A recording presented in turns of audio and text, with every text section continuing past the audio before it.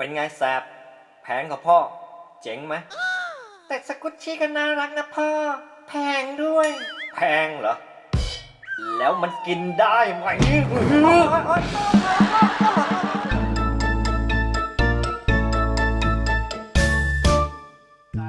แต่หนูเห็นเต็มสองหูเลยนะ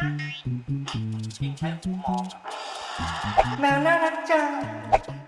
แมวพี่ทองดีตลอดอะน่ารักมากเลยค่ะ แมวน่ารักมากเลยพุงแมวน่าฟัดมาก แมวพี่ทองดีน่ารักจัง ฮะน่ารักเหรอโหพอกันที วันเนี้ยเด็กๆจะต้องได้รู้ความจริง มุ้งลวดพัง เก้าอี้และโซฟาก็ยับเยิน น่ารักน่ารักน่ารักน่ารักตรงไหนฟิลฟังทองดีนะ นี่คือกฎของบ้าน ห้ามทำลายข้าวของบ้านทองดี ไม่งั้น อดกินขนมทำตัวเป็นแมวน่ารักหน่อยได้ปะฮะ เข้าใจนะ อยากได้น่ารักน่ารักทำไมไม่เลี้ยงกระต่ายล่ะ เลี้ยงแมวทำไม ใช่ที่รักจัดการเลย อย่าให้ทองดีฮึกเหิมไปมากกว่านี้ เรียบร้อยแล้วปลุกแม่ด้วยนะ โอ้โหท่านอนยังน่ารักเลย คิดไม่ผิดเลย ที่เลือกผู้หญิงคนนี้เป็นภรรยา พ่อดูแม่อีกทีสิ โอ้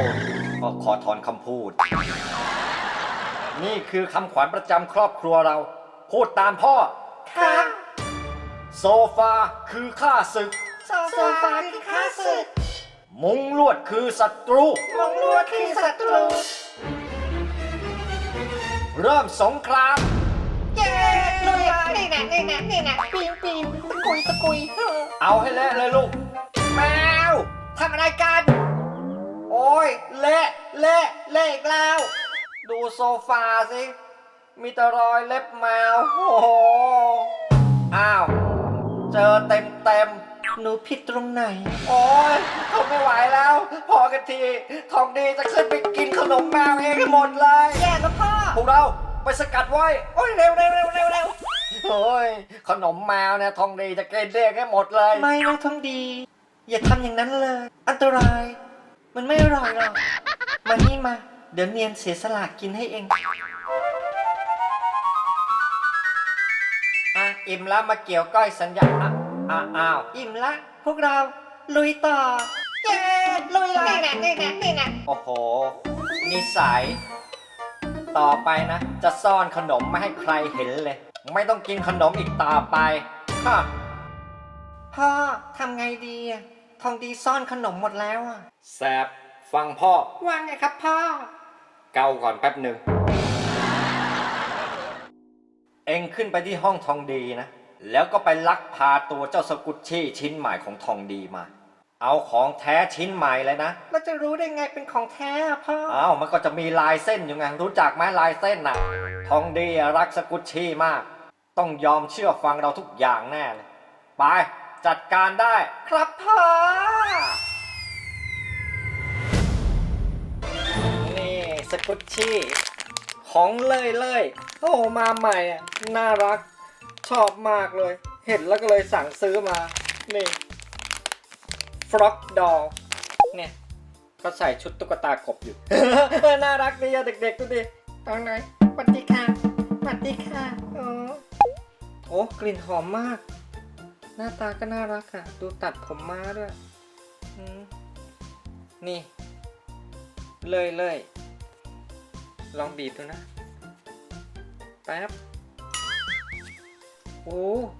นี่นุ่มมากเลย หน้าเหี่ยวเลยเห็นไหมเนี่ย แก่ไปทันทีเลย ตัวนี้นุ่มมากเลยอะดูดิดึงอ๋อคอพับคออ่อนเลยยังเด็กอยู่เลยนะเนี่ยคอไม่แข็งเลยอะ ชอบอยากมีสกุชชี่ที่มันเป็นตุ๊กตาแบบนี้บ้าง ก็เลยซื้อมา น่ารักนะเด็กๆนะ เข้าห้องทองดีเลยเจอแล้ว ใน นี่ไงจับไปเลย เอ้ยแซบเอาสกุชชี่มาเดี๋ยวนี้ ฝันไปเถอะ แซบวิ่งแซบวิ่งเลยเอาสกุชชี่มาเดี๋ยวนี้นะ แสบวิ่งเร็ว แซบหยุดนะแซบ ไม่มีทางแสบหนีหนีหนีเร็ว โอ๊ยโอ๊ยโอ๊ยโอ๊ยโอ๊ยโอ๊ย หนีขึ้นข้างบ โอ๊ น ยแซบแซบทอมดีขอร้องคืนสกุชชี่มาเถอะ อย่าเข้ามานะ ไม่งั้นตัวประกันตาย ฟิวจ๋าบอกลูกให้คืนสกุชชี่ทองดีเถอะนะ อันนี้แลกกัน1 อัน งกอะ 2 อันเห็นเราเป็นอะไรทองดีเป็นแมวไง3 อันเฮ้ออังั้นเอาไปหมดเลย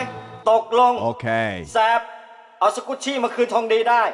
แล้วมาปาร์ตี้ขนมกันห้ามมายุ่งกับสกุชชี่ทองดีอีกนะ